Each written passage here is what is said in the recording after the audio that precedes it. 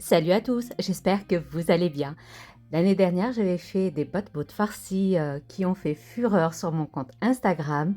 Vous m'avez été nombreuses à me demander, même si je vous avais fait un Reels, vous m'avez dit mais comment tu fais pour avoir cette fameuse bosse au niveau quand on les fait cuire et tout. Donc là, je me suis dit, je vais vous faire une vidéo explicative. Là, je vais vous détailler de A à Z comment on peut obtenir voilà, des fameux butternut bien légers, il n'y a aucune mie, bien garnis. Donc, si vous voulez voir la suite de la recette, suivez-moi, ben, c'est par ici. Alors, on aura besoin de farine, 300 g de farine, de la semoule extra fine. C'est pour vous donner un exemple, vous savez la semoule, le renard noir, donc c'est de l'extra fine. Donc ici, on aura besoin de 125 g de semoule, une cuillère à café de levure boulangère, du sel, de l'huile d'olive, 20 g d'huile d'olive, une cuillère à café de levure chimique, alors du miel ou du sucre, et enfin de l'eau. De toute façon, je vous mettrai tous les ingrédients sous la barre d'infos. Alors, moi, je vais utiliser mon robot Thermomix. Vous pouvez utiliser n'importe quel robot que vous avez. Nous allons peser d'abord l'eau. Donc, on aura besoin de 275 g d'eau. Notre levure boulangère, 6 g. Une petite cuillère à café de miel. Sinon, un morceau de sucre. Puis, on aura besoin de semoule, 125 g de semoule. Et enfin, la farine. On va mettre 300 g de farine. Le sel, 5 g de sel.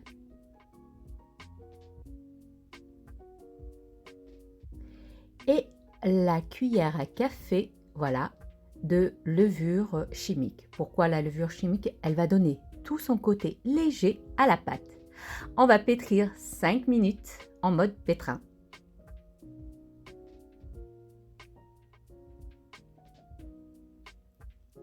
Au bout de ce temps, on obtient une pâte un petit peu collante. On va rajouter l'huile d'olive. 20 g d'huile d'olive.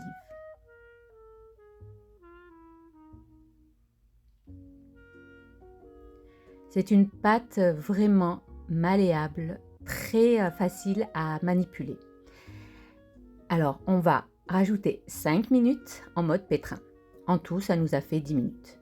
Pendant ce temps-là, je vais graisser mon saladier. Voilà, on obtient une pâte légèrement collante. On va la débarrasser dans le saladier et on va la laisser lever 1 heure.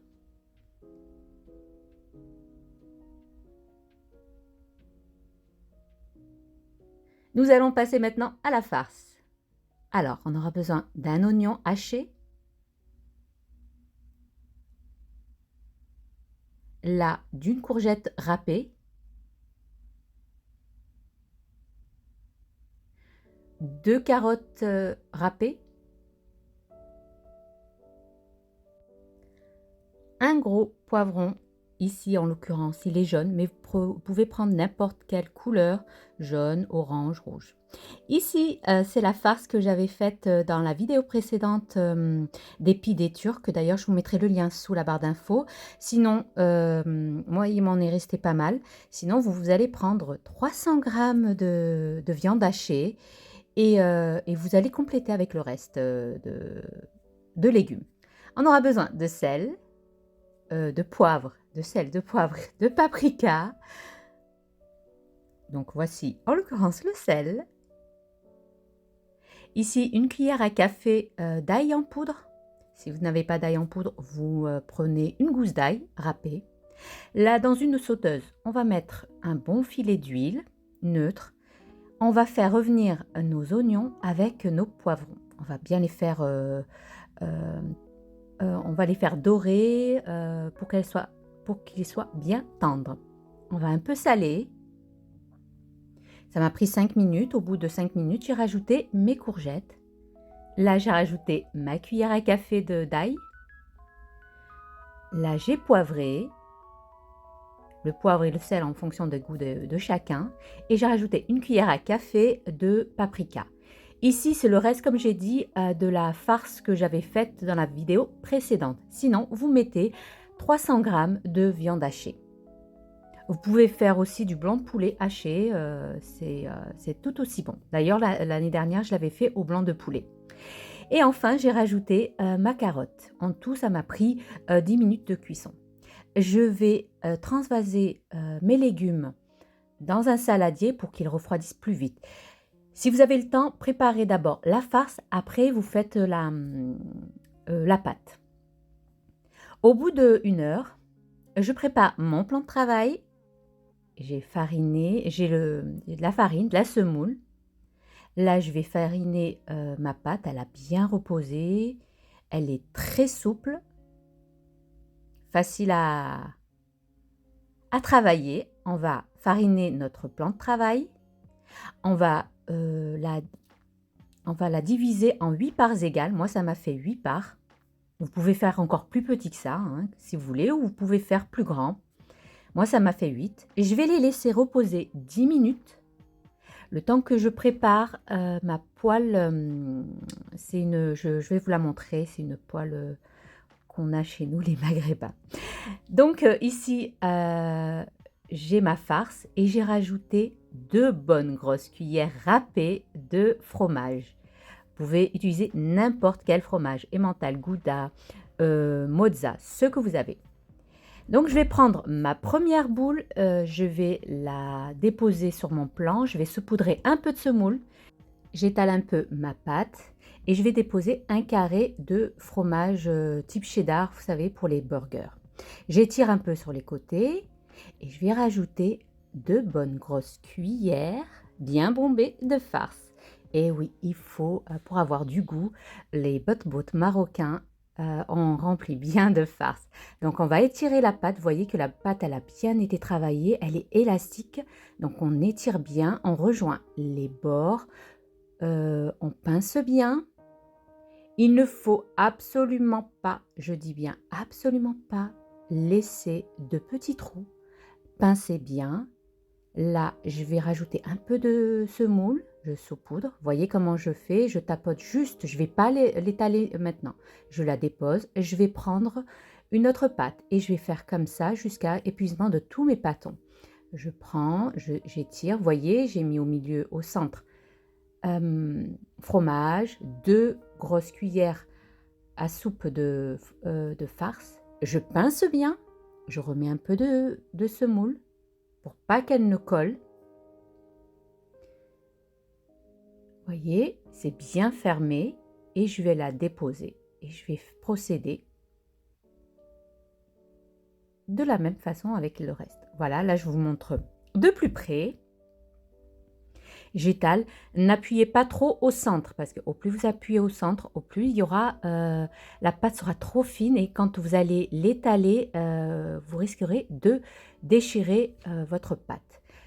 Donc voilà, vous étirez bien, vous rejoignez les bords au centre. Vous allez voir, comme ceci, vous pincez bien. On fait comme une sorte de bourse. Voilà, j'essaie de ne pas, je regarde si j'ai des petits trous.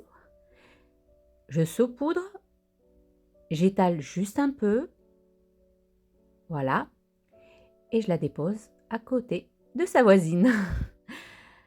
Et je procède ainsi jusqu'à épuisement de mes pâtons. La pâte est tellement agréable à travailler.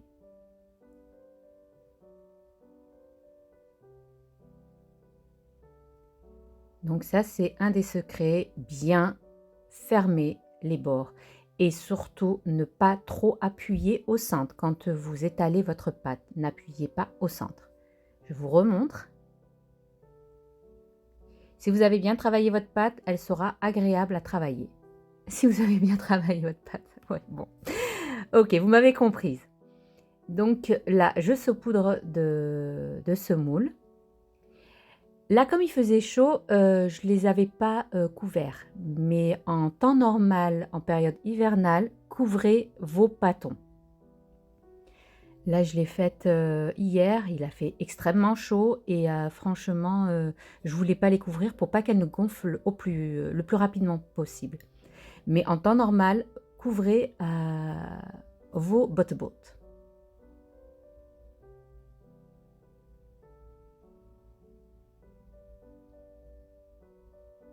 Et franchement, ces galettes, le botte, c'est tellement bon. Voilà, j'ai fini. Donc du coup, je reprends mon premier pain. Voilà. Alors, voyez comment j'étale. Je ne vais pas, direct, je ne le fais pas déjà au rouleau, je le fais à la main. Donc, si je vois que la pâte, elle colle, je rajoute de la semoule. Voyez que je n'appuie pas au centre, j'appuie sur les côtés.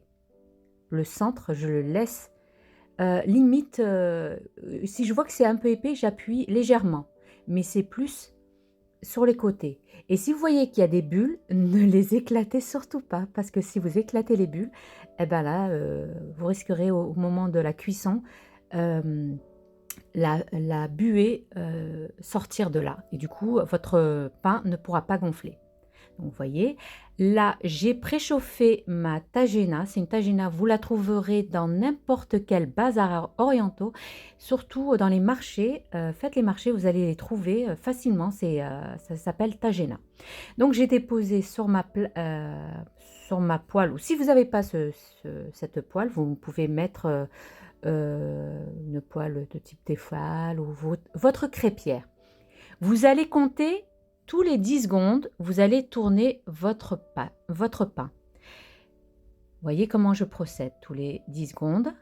Et à l'aide, faites attention, ne vous brûlez pas, à l'aide d'un torchon ou d'un sopalin, ici, j'essaie d'aider à tourner la pâte. Voyez. Si vous voyez qu'il y a de l'air, enfin de la buée qui sort, la vapeur, excusez-moi, la vapeur de cuisson sort sur le côté, je vais vous montrer une technique et vous allez voir que votre pain il va gonfler. Voyez, c'est de la patience. Hein. Patience, patience, c'est le mot-clé. Patience et persévérance. Moi aussi, à mes tout débuts, quand je commençais à cuisiner, mon pain ne gonflait pas, je ne comprenais pas. Mais il y a des techniques et tout. Regardez comment je fais bouger le pain de part et d'autre. Votre poêle est chaude. Après, vous baissez le feu à moyen. Là, j'ai vu que mon pain a commencé à craqueler. Voyez, malgré que j'ai bien pincé, alors je vais mettre ma spatule, je vais la coller pour que la vapeur ne puisse pas sortir. Et voilà, vous voyez, le pain commence à gonfler. Quelle satisfaction de voir son pain gonfler comme ça! Et comme je vous dis, c'est patience et persévérance. Et quand vous rentrez dans la cuisine, si vous rentrez énervé, je vous garantis que vous n'allez pas réussir. Mais si vous rentrez avec l'intention de cuisiner pour votre famille, pour vous-même, franchement, faites ça avec amour et patience. Je vous garantis que vous allez réussir. Voilà, mon pain a bien gonflé. Là, j'enlève l'excédent de semoule qui a brûlé. Enlevez-le, vous le mettez sur le côté et après vous le retirez. Voyez, là j'ai compté 10 secondes, je retourne, puis après 10 secondes, là c'est en accéléré, mais je ne voulais pas vous la mettre en temps normal parce que ça prendrait 1 heure. 10 secondes, vous tournez, et vous faites ça avec chaque pain. Alors quand vous étalez votre pain, vous le mettez directement à la poêle, vous ne vous attendez pas qu'elle repose 10 minutes, non, parce que nous on ne veut pas de mie à l'intérieur. Voyez, elle commence à gonfler. Puis vous retournez. Voyez comment je fais. C'est une technique, vous allez y arriver. Dites-vous que vous allez y arriver. Ne lâchez pas en cours de chemin. Ne vous dites pas « Oh, elle n'a pas gonflé, je ne vais pas réussir ». Non, non, vous allez réussir, ne vous inquiétez pas. Donc, voyez comment je procède avec ma spatule. En fait, je la pose pas sur ma poêle et je la laisse, comme ça. Non, c'est toute une technique, parce que je voyais ma mère, elle faisait comme ça, elle procédait comme ça. Donc là, je vais vous montrer que mon pain s'est fissuré et il y a de la vapeur qui sort. Malgré qu'il y a la vapeur, je vais boucher mon pain et ça va regonfler automatiquement.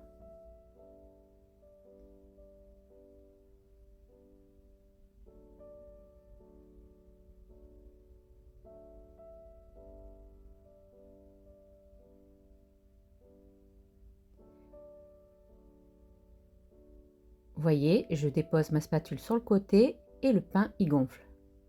Vous voyez, il y a un petit trou. Je vous montre. Là, mon pain, il s'est dégonflé. Je vais le reboucher et il va remonter automatiquement. Vous voyez? Donc, dès que vous voyez un trou, une petite fissure, bouchez-le avec votre spatule et vous allez aider votre pain à gonfler.